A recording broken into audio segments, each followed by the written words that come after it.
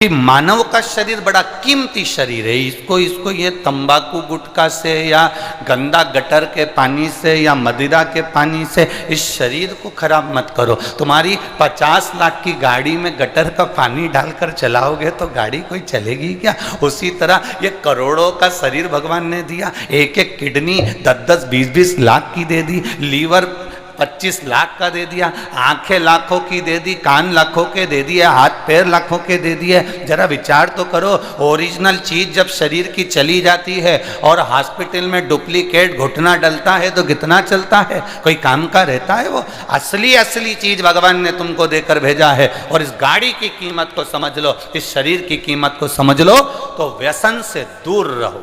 जितना व्यसन से दूर रहोगे उतना तुम्हारी जिंदगी सार्थक हो जाएगी। जितना तुम व्यसन से दूर रहोगे उतना तुम्हारा जीवन धन्य हो जाएगा। प्रदोष का व्रत है, प्रदोष के व्रत में आज मान लो मंगलवार का प्रदोष है, मान लो सोमवार का प्रदोष है, मान लो गुरुवार का प्रदोष है, तो प्रदोष में मैं क्या खाऊं? आज के व्रत में क्या खाया जाए? लोग नेट पर सर्च करते हैं, लोग गूगल पर सर्च करते हैं, किताबों में ढूंढते हैं, पोथी पुराणों में ढूंढते हैं, क्या खाया जाए?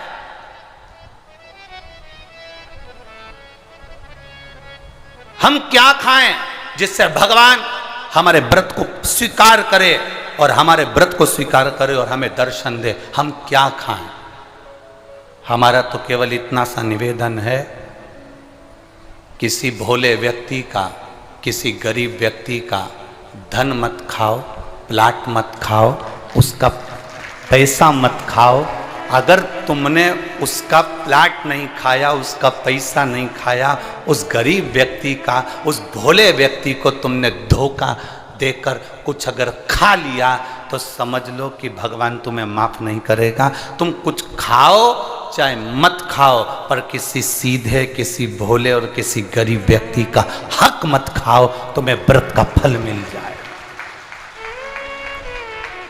तुम्हें व्रत का फल प्राप्त हो जाएगा।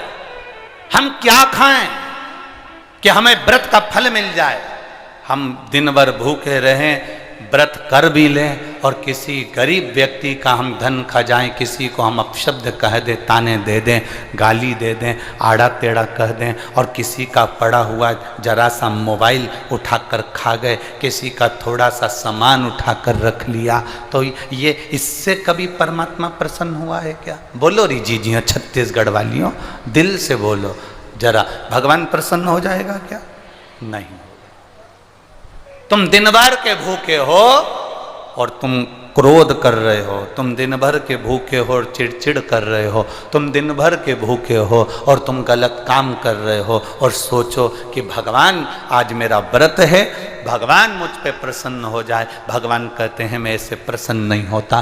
प्रसन्नता के लिए तुम क्या खा रहे हो मुझे उससे मतलब नहीं। भगवान तुम्हारे ये नहीं देखेगा कि तुमने व्रत में क्या खाया था, क्या नहीं खाया था। भगवान तो ये देखेगा कि जिस दिन तेरा व्रत था तूने किसी गरीब का दिल तो नहीं दुखाया था। बस परमात्मा ये देखेगा।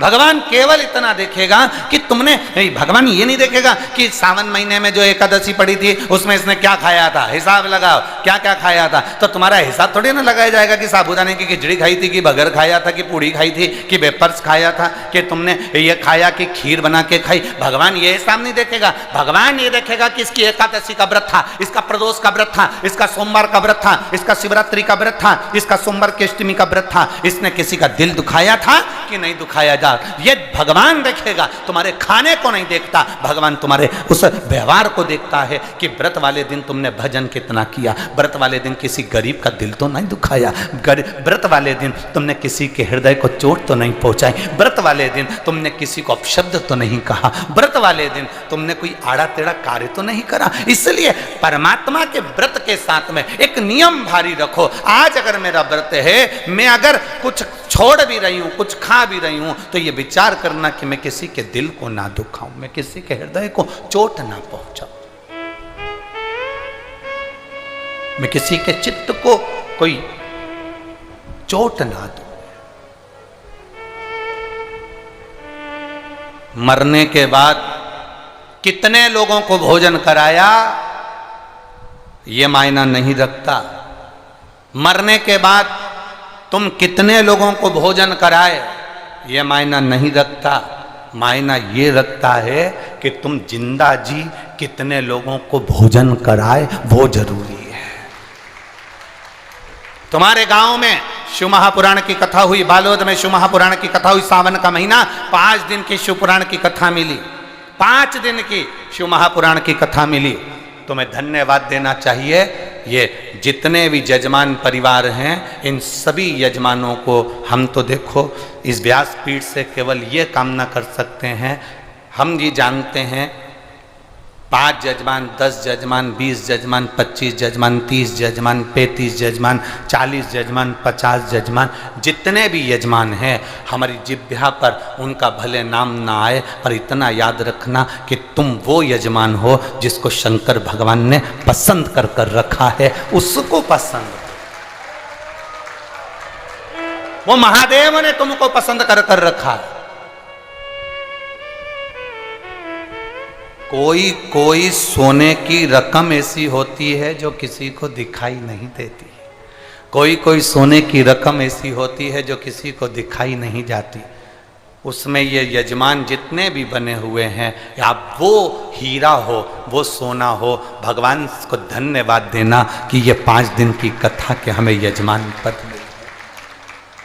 हम अगर थोड़ा बहुत देकर भी अगर कहीं यजमान पद प्राप्त करे तो ये उसकी उदारता होगी, कुछ तो उसने कृपा करी होगी जो हमारी जिंदगी संवार दी होगी। नाम मूल नहीं है, बैनर मूल नहीं है, शब्द मूल नहीं है, मूल है आपका किया गया समर्पण।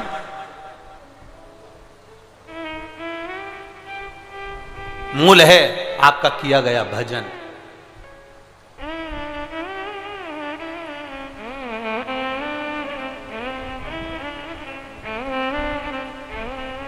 मूल भगवत स्मरण है।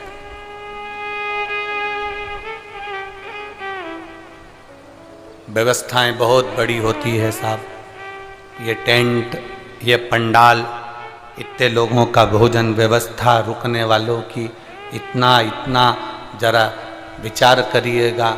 आज के ज़माने में इतनी व्यवस्थाएं करना बहुत कठिन होता है, पर यजमान लोग जब आपस में जुड़ते हैं और जब हमारे गांव का, नगर का भाग्य प्रबल होता है, तब जाकर ये शिव पुराण की कथा अपने नगर में होती है।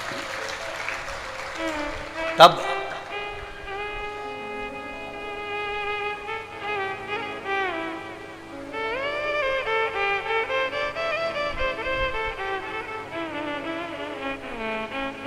भक्ति के बल को बढ़ाना है, अपने विश्वास को दृढ़ बनाना है।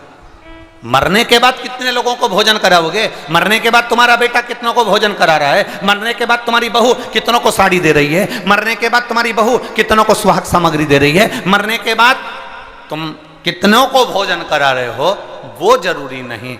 जरूरी ये है कि तुम जीते जी, तुम्हारे नगर में बालोद में जब कथा हुई तो क्या तुम्हारे घर में 2 किलो आटे की पूड़ी और सब्जी बनकर इस बालोद में आने वाले शंकर के भक्त को तुमने अगर मुंह झूठा कराया, जो जीते जी करा दिया, तो फिर मरने के बाद की जरूरत ही नहीं। आपने कितनों को पानी पिलाया, आपने कितनों को बिस्कुट खिलाया, आपने कितनों को भोजन कराया? जरूरी वो है। ये शिव महापुराण की कथा एक तत्व प्रदान करती है, एक शिव महापुराण की कथा एक आनंदता प्रदान करती है। आज पूरे बालोद में ये आनंद है कि ऐसा लग रहा है जैसे कि कोई दिवाली आ गई हो, कोई दशहरा हो, कोई आनंद हो। हमारे नगर में एक खुशियां अपने आप समाहित हो जाती हैं। नहीं तो आज के जमाने में तो त्योहार भी फीके हो गए साहब। आज के जमाने में त्योहार भी फीके हो गए।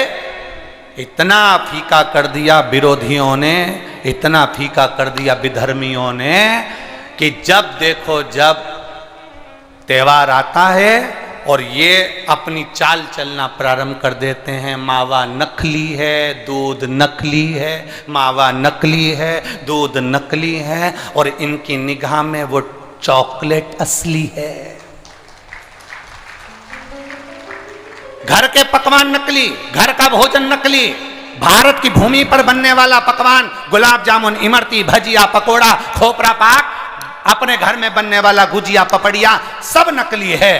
बस बाजार जाओ, रक्षाबंधन का त्योहार है, एक टॉफी भाई बहन को, बहन भाई को दे दे और इसको त्योहार कहते हो।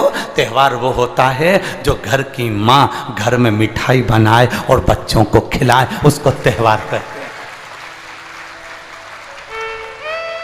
फीका कर दिया त्योहारों को। जो भी त्योहार आते हैं या तो 2 हो जाएंगे, 3 हो जाएंगे, या फिर इतने छोटे हो जाएंगे कि उसमें आप विचार करते रहोगे कि मैं कल मनाऊं कि परसों मनाऊं। बस इसी विचार में पड़ते रहेंगे और हमारा सनातन धर्म का जो हमारा एक आनंद है, हमारे जीवन का जो सुख है, त्यौहार का जो उत्साह है, त्यौहार का। जन्माष्टमी आती थी पहले, लोग ऐसी जन्माष्टमी मनाते थे। रामनवमी आती थी पहले, रामनवमी मनाते थे। रक्षाबंधन आता था पहले, रक्षाबंधन खुशियों से मनाते थे। जब होली आती थी, होली खुशियों से मनाते थे। दिवाली आती थी, दिवाली खुशियों से मनाते थे। संक्रांति आती थी, संक्रांति खुशियों से मनाते थे। जितने त्योहार आते थे एक आता था और उसमें उत्साह, उमंगता, आनंदता होती थी। आज के जमाने में इतना इतना बांट दिया, इतना इतना बांट दिया कि त्योहार को भी 2-4 कर दिए तो लोग विचार में पड़े रहते हैं। अब करें तो करें क्या, अब विचार करें तो करें क्या। टॉफियों को इतना जरूरी बता दिया कि घर में मेरी माताओं के हाथ की बनी हुई गुलाब जामुन, खोपरा पाक, गुजिया और पपड़िया कोने में पड़ा रहता है और वो टॉफी एक मूल हो जाती है, एक चॉकलेट मूल हो जाती है। और हम समझ नहीं पा रहे विधर्मियों को, हम सोच नहीं पा रहे कि हमारे सनातन धर्म पर कुठार प्रहार है ये, हमारे सनातन धर्म को नष्ट करने का प्रहार है ये। त्योहारों पर कौन सा एक, किसी ने बता दिया कौन से शास्त्र, कौन से वेद और कौन से पुराण में लिखा है कि त्योहार पर बहन भाई को तिलक लगाए तो टॉफी खिलाए, चॉकलेट दे। यह हमारा सभ्यता, हमारी संस्कृति और हमारा संस्कार नहीं है। यहां तो यह नियम है, बहन भाई को जब राखी बांधे तो बांधने पर उसने अपनी माँ से जो मिठाई बनाई हो वो थाली में रखी हो और बहन भाई को और भाई बहन को खिलाए तो माता पिता का आशीर्वाद उसके शरीर में पहुंच जाए, उसके जीवन में पहुंच जाए। हम किन ओर जा रहे हैं और हम चिल्ला चिल्ला कर कह रहे हैं धर्म की अधर्म का, प्राणियों में विश्व का हो गया। सीधी बात। हम जा कहां रहे हैं, हम किस पथ की ओर, हम किस मार्ग की ओर जा रहे हैं।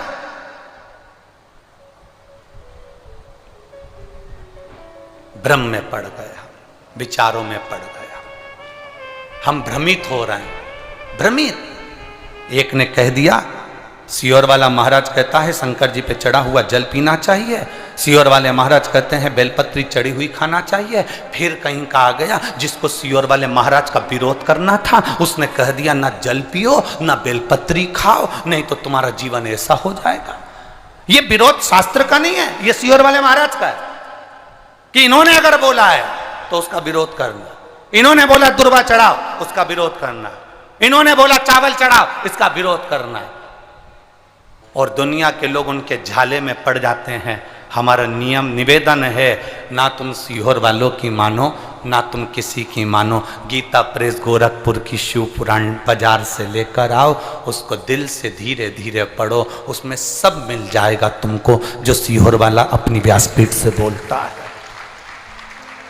स्कंद पुराण लाओ, नर्मदा पुराण लाओ, लिंग पुराण लाओ, देवी भागवत लाओ, ब्रह्म विवर्त पुराण लाओ, सारी पुराणों को घर में लाकर रखिए और एक एक पुराण का धीरे धीरे अध्ययन करो कि सियोर वाला महाराज कहीं अलग जगह से तो नहीं बात रहा। एक एक पुराण का अध्ययन करो। केवल फेसबुक, यूट्यूब और मोबाइल पर ज्ञान नहीं मिलता कि आप थोड़ी देर खोल के बैठ कर आपने ज्ञान ले लिया, ये तो हमने पढ़ा था शास्त्र में। ऐसा शास्त्र को पढ़िए, वेद को पढ़िए, अपने पुराणों को पढ़िए, उसका अध्ययन करिए कि बेलपत्री का चरित्र कहां वर्णन करा।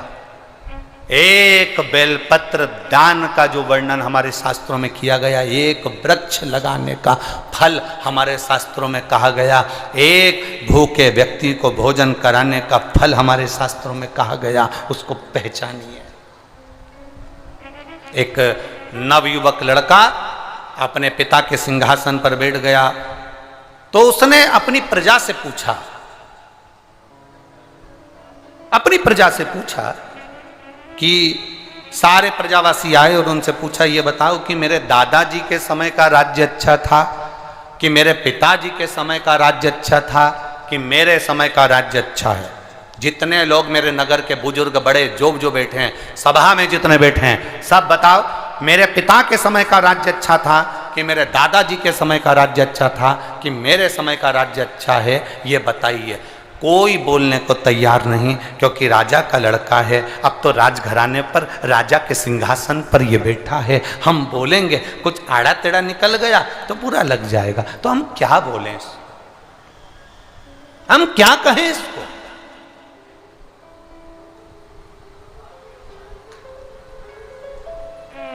हम क्या वर्णन करें इसको, नहीं बोल, क्या बखान करें हम इसको, कोई नहीं बोला। तब एक बुजुर्ग, एक बूढ़ा सा व्यक्ति बोला, महाराज मैं कहना चाहता हूं। राजा ने कहा, खुशी खुशी बोलिए, हमारे दादा के समय का राज्य अच्छा था, हमारे पिताजी के समय का राज्य अच्छा था कि हमारे समय का राज्य अच्छा है, बताओ। इतने में बूढ़ा व्यक्ति बोला, मैं ये तो नहीं बता सकता, पर इतना जरूर बता सकता हूं, जब हम बाल्यावस्था में थे, आपके दादाजी का जब राज्य चल रहा था, उस समय पर मेरे जीवन में घटना घटी। क्या घटना घटी?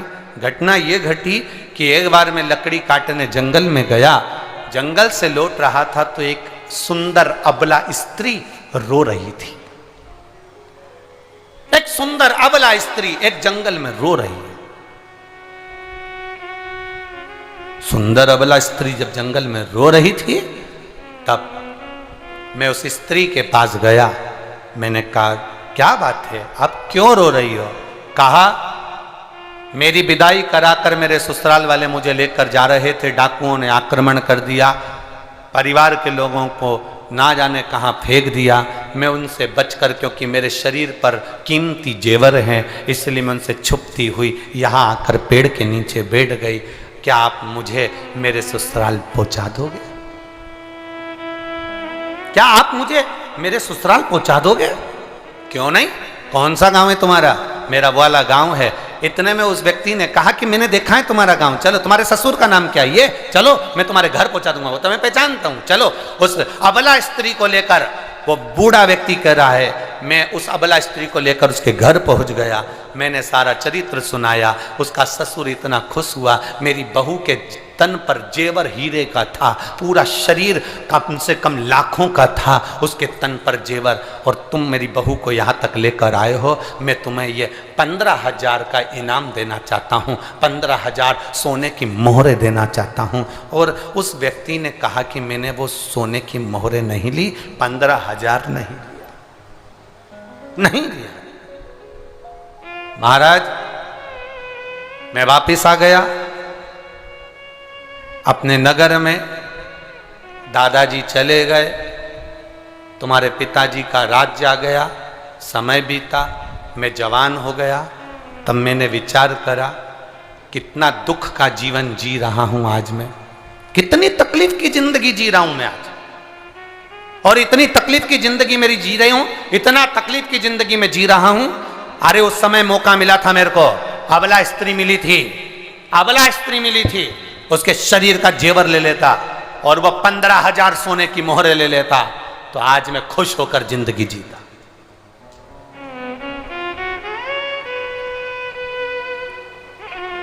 आज मैं खुश होकर जिंदगी जीता। उसके शरीर पर इतना महंगा जेवर था, सब छोड़ा लेता, कौन देख रहा था मुझे, और मैं सोने की मोहरें भी ले लेता। महाराज, आज मैं आपके राज्यपाट में हूं। आज मेरे मन में इतना दुख होता है क्योंकि मेरे पास कुछ नहीं है। मेरे मन में आया कि उस अबला स्त्री को भी मैं अपना बना लेता और अपनी पत्नी बनाकर रख लेता। सुंदर बहुत थी, युवान थी, और पैसा भी पूरा ले लेता और जेवर भी पूरा ले लेता। महाराज, आज मैं करोड़ों में खेल रहा होता। तो इतने में राजा के लड़के ने पूछा, तुम हमें कहना क्या चाहते हो? बस बूढ़े व्यक्ति ने कहा, मैंने दादाजी का राज्य बता दिया, पिताजी का राज्य बता दिया, आपका राज्य बता दिया, अब इससे ज़्यादा कुछ नहीं कह सकता। राजा के लड़के के आंख से आंसू बहने लगा।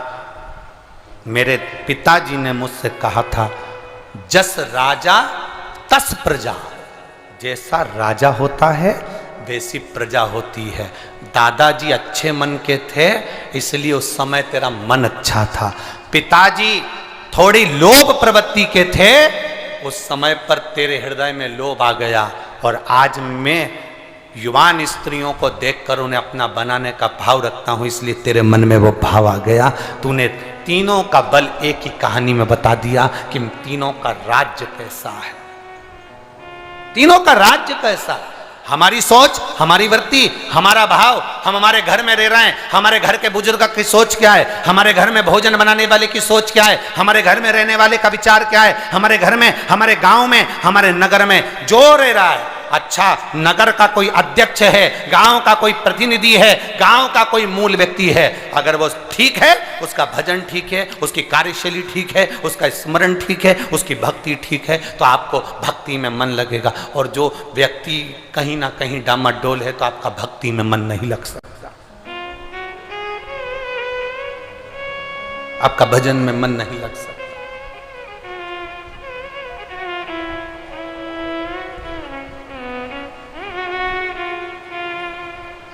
इसीलिए शिव महापुराण की कथा बारंबार कहती आई है, शिव महापुराण की कथा बारंबार वर्णन करती आई।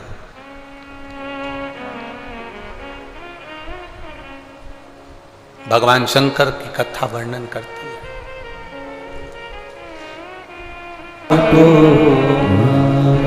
शिव कथा कह रही है, अपने विचारों को शुद्धता की ओर ले। मां पार्वती जी शिव जी को अपना बनाने के लिए पार्थिव शिवलिंगों का निर्माण करती है।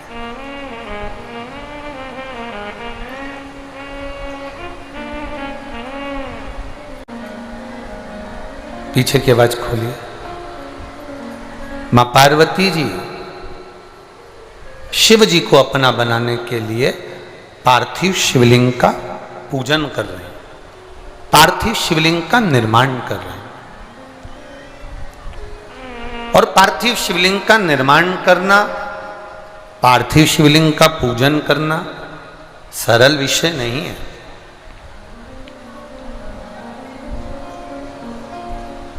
देखिए, कभी अगर मौका लगे आपके जीवन में, हम इतना जरूर कहेंगे, अगर आपके घर में एक बहुत जरूरी है बेलपत्री का वृक्ष। क्या जरूरी है? बेलपत्री का वृक्ष।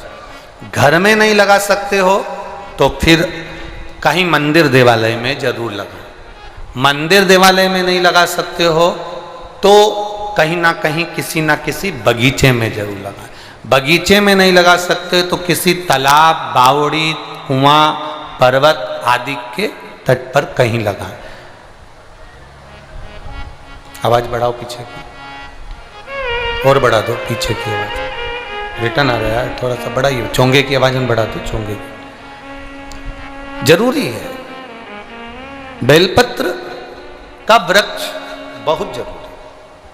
अगर तालाब, बावड़ी, कुएं पर भी आप अगर बेलपत्र का वृक्ष नहीं लगा पाओ तो फिर प्रयास करो कि रोड के किनारे पर बेलपत्र का वृक्ष,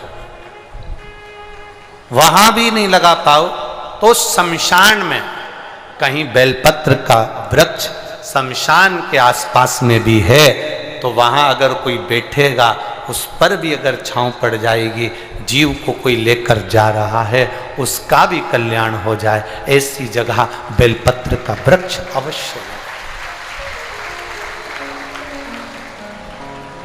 3 जगह पर बैठकर माता पार्वती जी ने तप साधना शंकर जी को प्राप्त करने के लिए करी।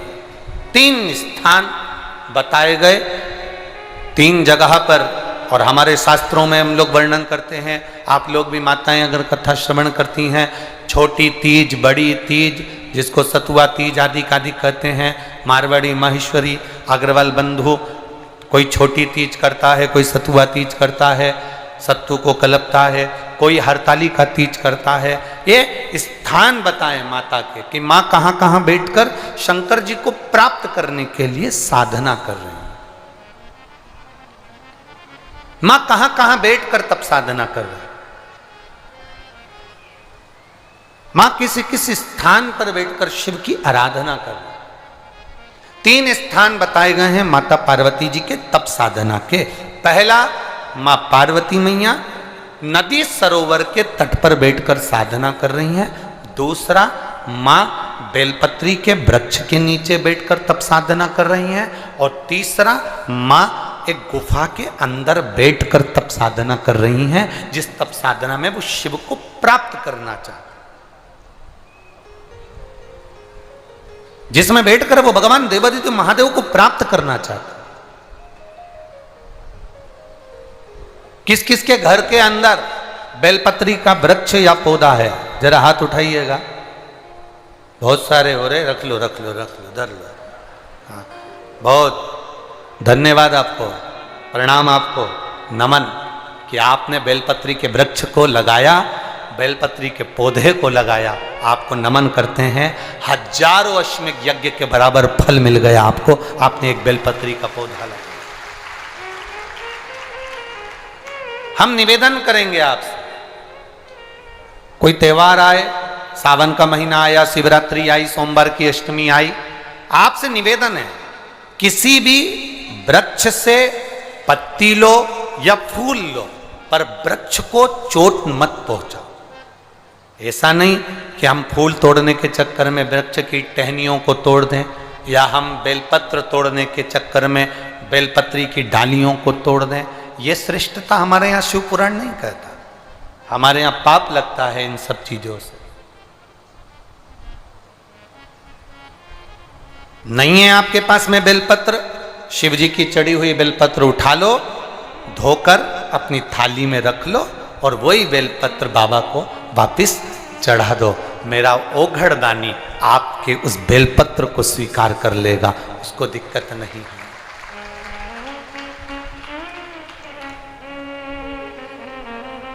मेरा शिव आपको पकड़ता है, मेरा शंकर आपका कल्याण करने के लिए अग्रसर रहता है।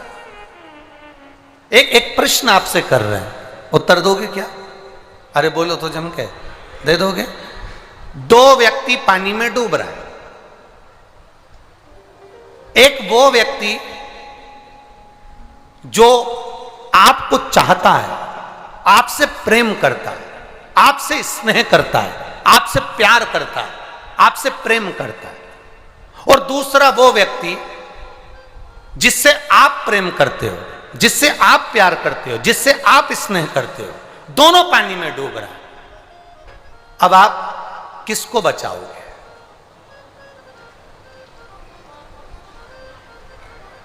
एक वो व्यक्ति जो आपसे प्यार करता है, आपसे प्रेम करता है, आपसे स्नेह करता है, वो पानी में डूब रहा है। और एक वो व्यक्ति जिसके लिए आप दिल लुटाते हो, प्रेम करते हो, प्यार करते हो, स्नेह करते हो, जिसके बिना आप रह नहीं सकते, वो पानी में डूब रहा।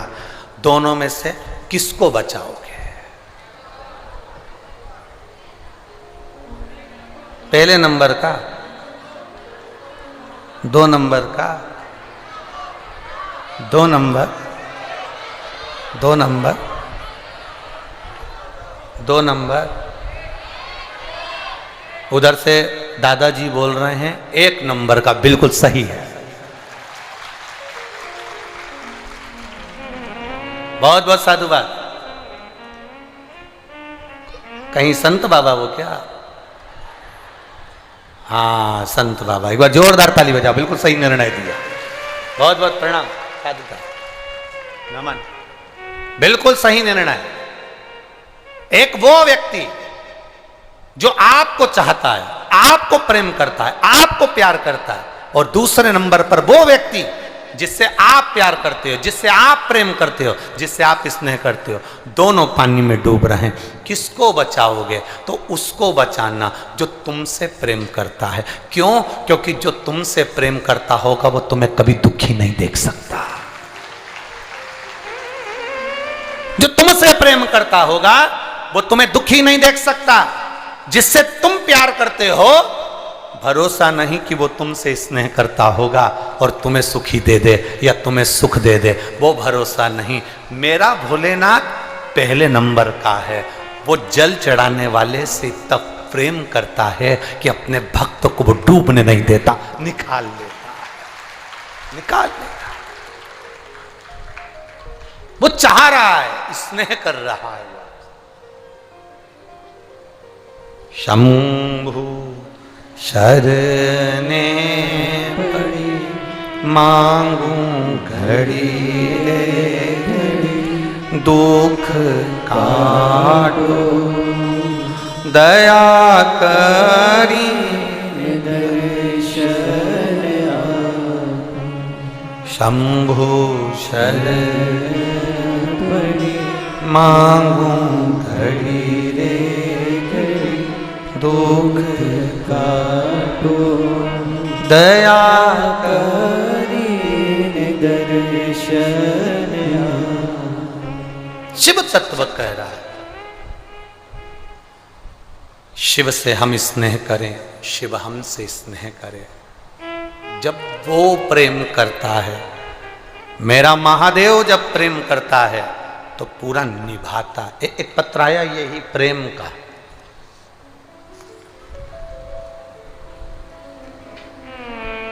विद्या रानी देवदास, मोबाइल नंबर लिखा है। कहीं बैठी हैं विद्या रानी देवदास? कहीं बैठी हो तो हाथ हिला सकती हैं। विद्या रानी देवदास कहीं पर बैठी हो तो हाथ हिला सकती हैं। कहीं बैठी हैं? इधर हैं? हाथ हिला दीजिए। तो बेटी आई है क्या जिसको कोबरा नाग ने 5 बार डसा? विद्या रानी जी आपके साथ में आई है क्या वो बेटी? आई हो तो हाथ हिला दीजिए, तो हम उसको यहां बुलवा लेते हैं, अगर वो बेटी आई हो तो।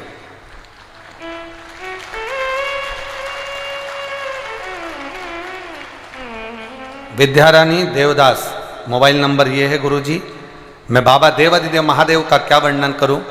मेरी बेटी को एक जहरीला सांप जिसका नाम था कोबरा, उसने 5 बार 5 जगह पर डस लिया।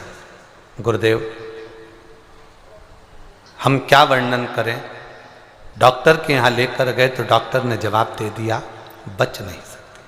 तड़फन थी, तकलीफ बढ़ गई, करें तो करें क्या। डॉक्टर अपना काम करने में लग गए। डॉक्टर ने एक पर्चे पर सिग्नेचर करवा लिया फॉर्म पर कि इसकी कोई जवाबदारी नहीं। हम शिवपुराण की कथा सुनते हैं गुरुदेव। अब बेटी के फॉर्म पर सिग्नेचर हॉस्पिटल में कर दिया कि अब इसका कोई भरोसा तो है नहीं, ये जिए ना जिए कोई भरोसा नहीं इसका। पर बाबा, छोटा सा पर्चा है, बाबा हॉस्पिटल में पड़े, डॉक्टर ने कह दिया समय का कोई भरोसा नहीं। हमने भी नियम बना लिया, पास में शिव मंदिर था हॉस्पिटल के, वहीं पर गए, भोलेनाथ से कहा बाबा हम तेरे से इतना प्रेम करते हैं, क्या तू हमसे प्रेम नहीं करता? अगर तू प्रेम करता है ना बाबा तो मेरी बेटी को जीवन दान दे दे, वापिस उससे बचा। 20 दिन तक बेटी हॉस्पिटल में पड़ी रही, अधमरी सी थी। डॉक्टर भी जवाब नहीं दे रहे थे कि मर गई कि जिंदा। 20 दिन पूरे हो गए, हमने भी भोलेनाथ का दरवाजा नहीं छोड़ा। श्री शिवाय नमस्तुभ्यम बोलकर जल चढ़ाते, जल लाके बेटी के शरीर पे लगा देते, ना श्वास का ठिकाना ना शरीर का ठिकाना। लोग कहने लगे कि हॉस्पिटल में जबरदस्ती पटक के रखे हो, वो तो मर गई होगी। 28 दिन निकल गए गुरुदेव। उसका जहां पांव था, जहां पर सांप कोबरा ने डसा था, वहां से पीप निकलना, पस निकलना, खून निकलना चालू हो गया, पांव सड़ने लगा। हम भी बाबा से कह दिए हम तुझे प्रेम करते हैं, तू नहीं करता। बाबा की एक बेलपत्र लाकर उसके सिराने रख देते, जल देना प्रारंभ करा। 28 दिन के बाद बेटी को होश आ गया और बेटी आराम से ठीक हो गई। और डॉक्टर कह रहे हैं ऐसा कभी नहीं हुआ कि जिस जगह पर सांप ने काटा हो वहां से पीप निकले और रक्त निकले। ऐसा लग रहा है जैसे कोई ऐसा है जो इसके पीप को और रक्त के माध्यम से जहां जहां सांप ने काटा था वहां से ऐसा लग रहा है कि कोई पूरे जहर को खींचकर बाहर पटक रहा है। और बाबा की कृपा से मेरी बेटी ठीक हो गई। ये शिव तत्व योग घड़ी है। बेटी आई है क्या? ये पत्र जिसने लिखा विद्यारानी देवदास की बेटी अगर आई हो तो आ सकती है। हाथ हिला देना अगर कहीं हो तो आ सकती। शिव तत्व है ओ घड़ी। आप ही हैं बेटा? यही बेटी है। आजा आजा, गोदी से लेकर उसको इधर कर दो, गोदी में से लेकर कर दो। ये नहीं है? अच्छा अच्छा, ठीक ठीक। शिव कृपा का एक भाव। एक पत्र और बड़ा सुंदर लिखा है, देखिए एक पत्र की ओर बड़ी बड़ी सुंदर बात लिखी। देख, निधि शर्मा, चापा जांजगीर छत्तीसगढ़ से हूं। कहीं बैठी हो तो हाथ हिला सकती। निधि शर्मा, चापा जांजगीर छत्तीसगढ़ से हूं। कहीं बैठी हो तो हाथ हिला सकती। निधि शर्मा, गुरुदेव भोलेनाथ की महिमा का मैं क्या वर्णन करूं। मेरे भैया अकेले घर में कमाने वाले, हमारे पास में घर भी नहीं था। भोलेनाथ पर हम